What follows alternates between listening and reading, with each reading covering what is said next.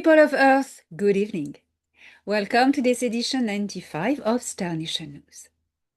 Tonight I will bring you to the Andromeda Galaxy to discover a fascinating species, the O. I will also give you a few updates on the disclosure plan on Earth, and also I will invite you to listen to Prince Ea of the Anar Empire, who has a gift for you. This gift, as I have asked him for a long time, is the first verses of the DAYYAKURA. He has given the DAYYAKURA complete to me, but for this time, he will read and explain the first verse that consists in 3 parts, and you will hear for the first time Ea speaking in Anar language. Then I have quite a surprise for you, because I went for a little trip somewhere, not yet the center of the galaxy. Thora needs to book transponder cargo, these long tubular ships before. But I went somewhere 2 weeks ago to meet a very old friend. I will let you discover this, but without further ado, let us embark for an amazing journey. Have you fastened your seatbelts? Ready? Oh, that's going to be a good one, this one. Engage.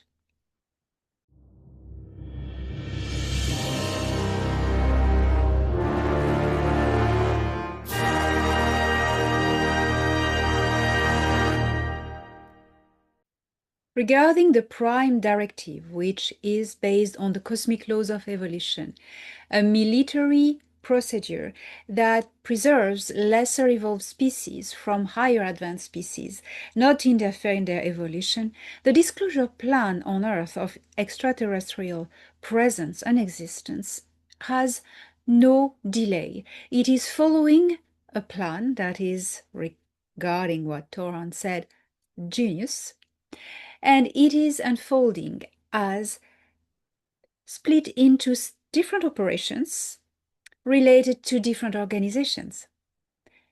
The Galactic Federation of Worlds and the Intergalactic Confederation are still displaying every night from all over the planet their spaceships. You can see them from anywhere in the world. You don't need to organize UFO nights or big events. They are here all the time. You have a grid of ships that you can see at the time, between 2 to 4 ships at the time from anywhere in the world. So you just have to look up and open your heart to high frequency, because regarding the ships from the Intergalactic Confederation, they are in a higher frequency.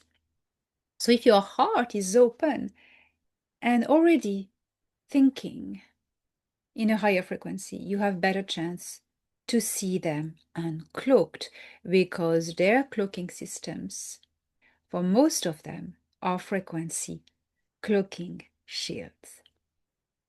Look up. On Earth, the Earth Alliance, which is the alliance of a good Earth military, positive Earth military, such as the US Navy, and now some sections of the US Air Force. You know, it's very compartmentalized and split into different agendas, I would say. And with the alliance of the Galactic Federation of Worlds.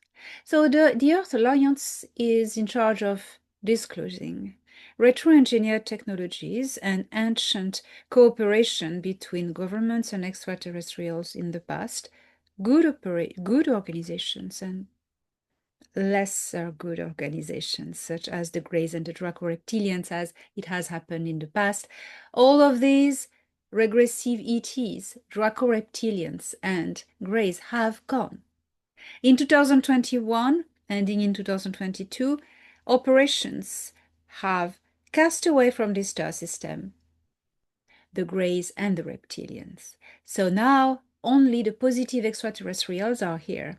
On Earth, you have a lot of hybrids infiltrated in the governments and some higher levels of army, but these hybrids are not in full power anymore because the head of the institution, the top of the pyramid,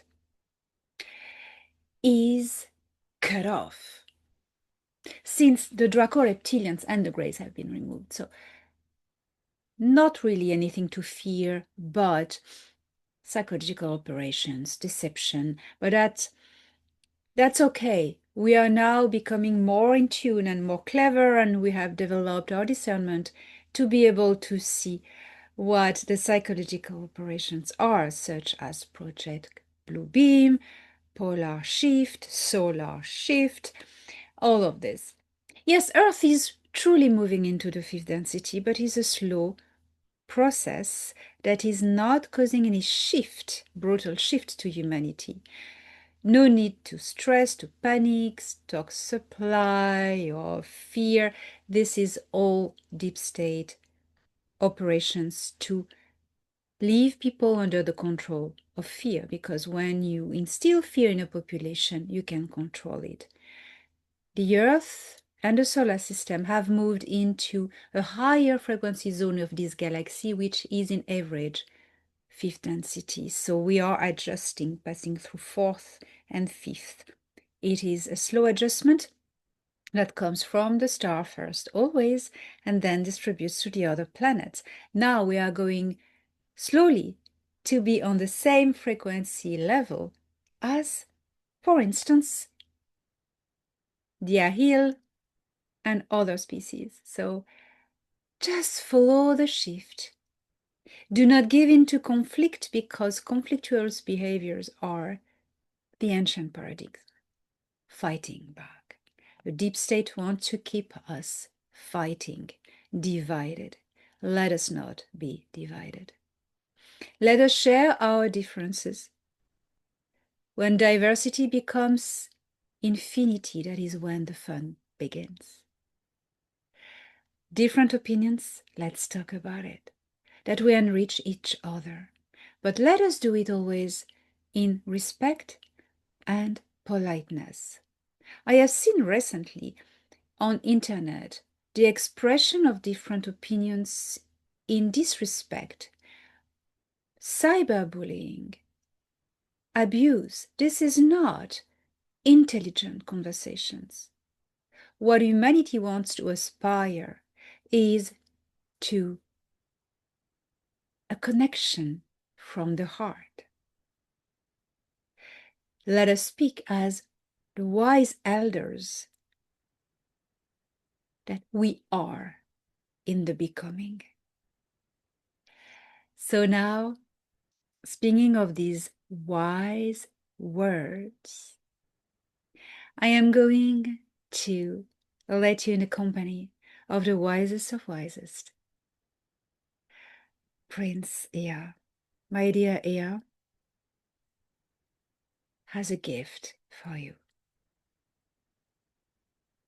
Here is, for the first time, heard on this planet, the first verse of the DAYYAKURA. Are you ready?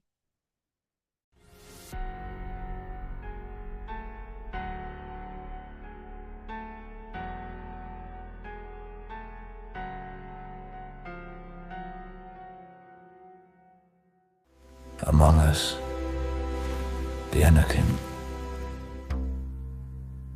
The most revered edict is the DAYYAKURA, the path of right distance. It served as both a spiritual vow and a cosmic protocol, regulating all contact with civilizations whose evolutionary arc had not yet reached the thresholds of higher consciousness. Unlike the later militarized and more procedural version drafted by the Galactic Federation of Worlds, the DAYYAKURA was woven from metaphysics, cosmology, and a profound respect for the inner evolution of species. My people views evolution not as a biological staircase, but as the luminous unfolding of Suru Imesh, the soul field within a species. Thus, The DAYYAKURA was less a law than a sacred covenant with the great cosmic law of evolution, the self-directing intelligence encoded into the fabric of the universe.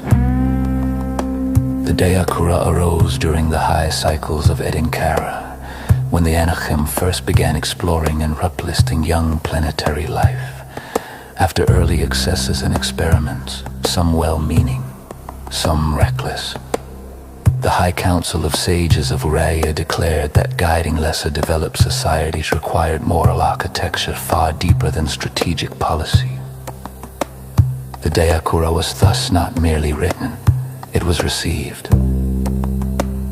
It emerged during a synod of visionaries who entered into communion with the mad Kala Kulam, the cosmic memory. The principle revealed to them was simple. Intervention without inner awakening is theft of destiny. This became the seed of the DAYYAKURA. Here is an excerpt of the first verse of the DAYYAKURA, which contains 21 verses. These opening verses describe the great law of evolution as a living presence preceding creation. We believe this law, Dayarabu, is not a deity, but the structural intelligence from which all existence emanates. The first illumination. Shagurushanu zulum nigzid, Shanambona shashu, Urazumar inasheti shulam. Before form was shaped, before mind awakened, the great law moved in silence across the void. This teaches that before matter or consciousness existed, the great law was already moving, establishing the vector of becoming. Inanish peshu melam shakalunishe, kishara shakakabu itanaru. From its breath came the paths of all beings, woven like threads of starlight through the deep. This affirms that destiny is woven into every species at the moment of cosmic birth.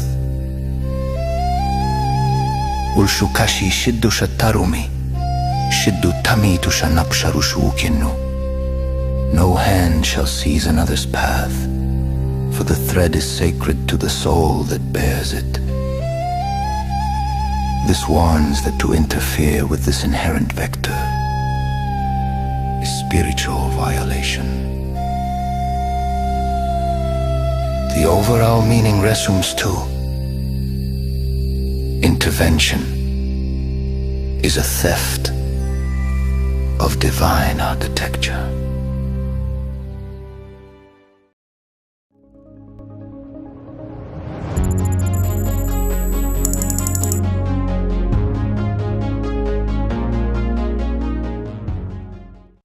I have two lovely stories to share with you about my travels in space. I travel physically. I am teleported on board ships, as you know.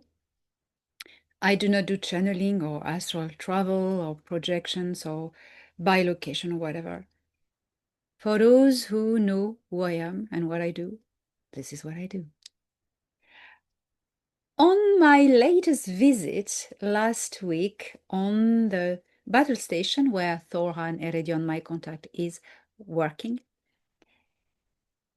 I got to stroll around the promenade where the commercial section is, and I met with, actually I was approached by a strange man. Well, he wasn't really human. He was of a species I had never seen before. He told me about his star system. I couldn't really make out the name. Anyhow, it didn't matter. You know, you don't care where you come from when you live at the intergalactic era. You just meet the people from the heart, and that's what matters. I know you from the heart. I don't need to know where you come from, who educated you, you know. I just need to know your heart, and then I know you. He had very strange facial features. His skin was brown, but very wrinkled with a lot of different pieces, and he had no hair and like ridges on his head, big green eyes, uh, bit bulky. And we started to chat, and I was just looking at the sky from the big bay window, and we just start to chat. He is highly telepathic. He's part of the Galactic Guild of Merchants. His name is Arzonag, and he started to tell me things about myself, which I was impressed. And he said, that's why my species is very good at commerce, because we read the minds. And I say, oh, I know that in the Galactic Guilds of Merchants, you have measures to block telepathic probation. And he said, yeah, but you ain't got one. I said, yes, I don't have one. So he could read my mind and tell me a lot about me. It was very intuitive. It was very insightful, and it was really, really nice to have insights about my past, my present, my future, which is very promising. And I was, wow. And he said something to me that has stuck in my mind. He said, anything you ask for, you have to pay for it. But anything you create is free. And then it brings you benefits. That was so profound. To hear this from a merchant from the guild, this, I will keep it in the corner of my mind, because that was really awesome. And of course, Thoran arrived, and they knew each other. And what did you know each other? And Thoran said, yeah, Arzonag asked me for clearance to come on to the ship to do his trade. So they knew each other, and we had a chat, and it was great. And that's my life. That's what I do. People I meet. It's absolutely awesome. But I also met someone, an old friend. Along my travels, my physical travels, I also gonna tell you a story now, which is real and true, and that happened actually on November 11. I have the authorization, after pondering this, will we tell them, will we not? And Alex Collier got back to me one night and said, you know what? Go for it. Let us amaze them and shut up some mouths. So let us rub it a little bit in some faces. I agree, but it is foremost to share with you this beautiful experience. Thank you, Alex, for allowing me to talk about it. So that night I was brought on board a ZENATE mothership, November 11, 2025. ZENATE motherships are gigantic spheres that expand space through frequency technology. That means that the ship can appear much smaller than they actually are. I had never been on a ZENATE mothership before, so I didn't initially understand why I had been invited. It was very special for me, and I didn't know any ZENATE either. I saw once Lady ZENATE when I attended a council, but she just introduced me to the room. And that was my only physical meeting with the ZENATE women in the past. And I knew another ZENATE, who is actually incarnated on Earth, my dear old friend Alex Collier. My friend is the Andromedan Council's emissary on Earth. You know, they have one emissary per organization. And he regularly visits his ZENATE friend, Morene. Morene is a tall, elegant man with shimmering blue skin and eyes. He is the admiral commander of this starship. I once saw Morene through the eyes of Anax, who met him during diplomatic exchanges between the ZENATE and the Council of Five, but I never met him in person. He's very tall, very tall. It was Alex who greeted me, wearing a blue jumpsuit, and it is always delightful and fun to meet a friend from Earth so far away in space. So Alex guided me through the wide curving corridors on the pale floor that seemed to breathe faint pulses of light. The air shimmered, fractal colors dancing like ethereal kaleidoscopes suspended in motions. Blue breaking into magentas, then fading into silver. Every breath filled our lungs with the impossible scent of jasmine and ozone, crisp and floral at once. When we spoke about it with Alex afterwards, the following day, he said, do you remember the smell? I said, yes, a weird blend of jasmine and ozone. He said, yes, that's it. Do you remember the air? I said, yes, fractals of colors. Said, yes. Oh, the conversation on the following day was amazing. And then we emerged into a vast chamber where water pools were there in basins, in tiered basins, and each level was catching light from unseen sources.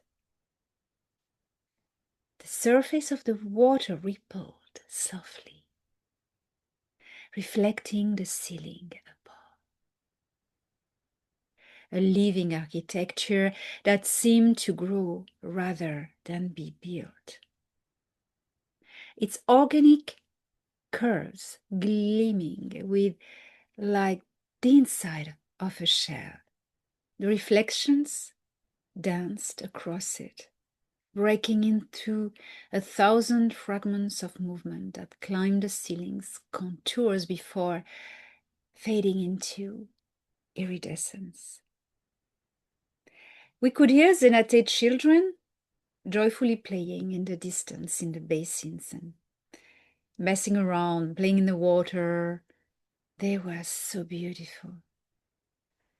Their blue skin glimmering with the reflections of light on the water, their laughter echoing in the vast domed ceilings. It was really beautiful, and the vegetation was undescribable. New species I never seen before, with amazing colors, and some were a bit phosphorescent, like on my home world. And something strange and beautiful happened. I reached out a hand and above the water, and I saw the water responding. Not touching the water, there were rings spreading outwards like ripples. And it was like if the water was touched by my own electromagnetic fields, and it was pulsing with my heartbeat. And the water was pulsing like a little bit of light, amber light. It was really beautiful. And the air, the fractals of colors in the air shimmered, and it was moving like alive and bending towards us, like curious. The air, the light was curious, and the ship was a living entity. So Alex smiled because he was watching my reaction, and I was like, wow, oh wow. And he was like, Alex, like this.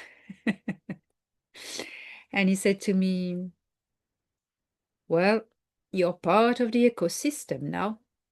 The ship recognizes new consciousness. It welcomes you, he says to me. It was beautiful. No, I know Alex since the time of the Orion Wars, about 300,000 years ago, in Earth time. Time is different in different parts of the universe, the galaxy. And we remember when we led the Black League rebellion against the Nebu takeover of hundreds of star systems. We found one another again a few years ago and recognized each other. Alex paved the way for our collective ascendance, leading the army to rise.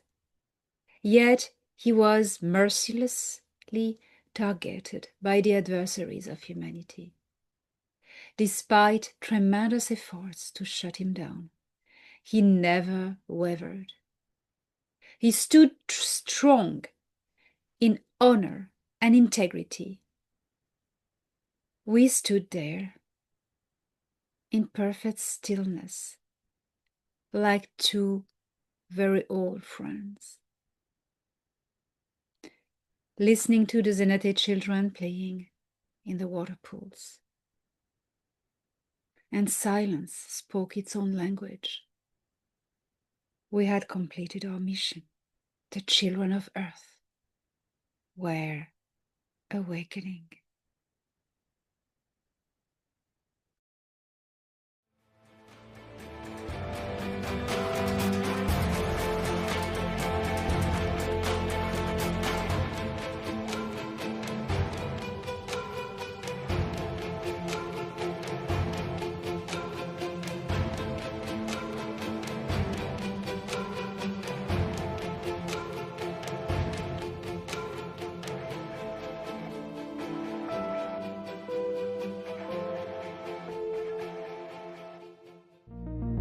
Downloading data.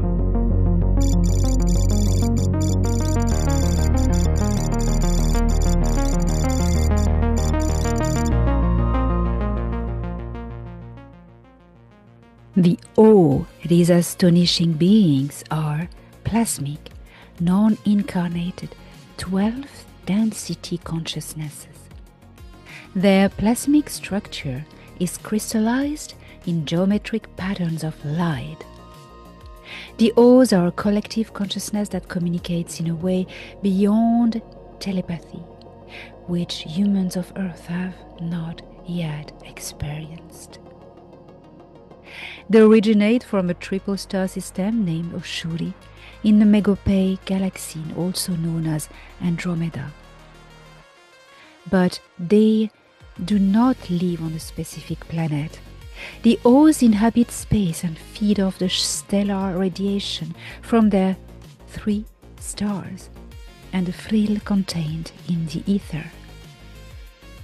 As a collective consciousness, the O's are members of the Intergalactic Confederation and participate in scientific research as part of the Cedars, a group of scientists from 24 different intergalactic cultures.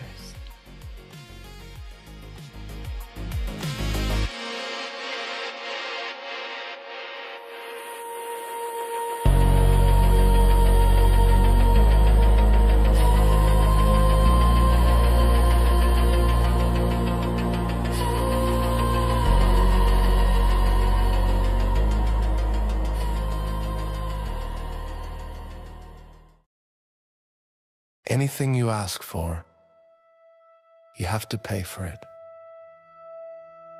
But anything you create is free.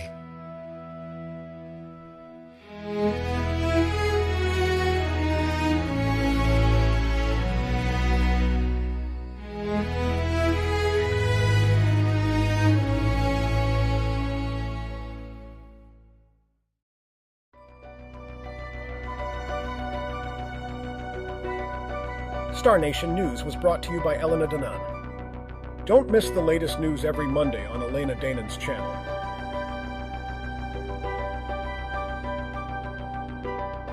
Video directed by Stefzak.